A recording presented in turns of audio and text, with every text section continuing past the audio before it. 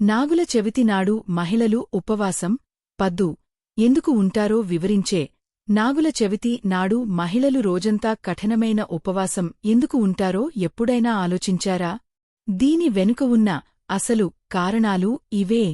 పురాణాల ప్రకారం నాగరాజును సంతాన ప్రదాతగా, రక్షకుడిగా భావిస్తారు. తమ పిల్లలు ఆయురారోగ్యాలతో వర్ధిల్లాలని, ఎలాంటి సర్పదోషాలు, విషజ్వరాల బారిన పడకూడదని తల్లులు రోజంతా పద్దు, ఉపవాసం ఉండి పూజిస్తారు.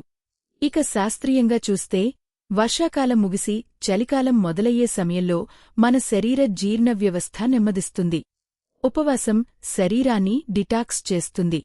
ఉపవాసం ముగిశాక తినే నువ్వులు, బెల్లం మిశ్రమం శరీరానికి కావాల్సిన వేడిని, ఐరన్ మరియు రోగనిరోధక శక్తిని అందిస్తుంది. భక్తితో పాటు ప్రకృతిని, ఆరోగ్యాన్ని కాపాడుకోవడమే మన ఆచారం. మీ ఇంట్లో నాగుల చవితి ఎలా జరుపుకుంటారో కామెంట్ చేయండి. మరిన్ని విశేషాల కోసం ఇప్పుడే సబ్స్క్రైబ్ చేసుకోండి.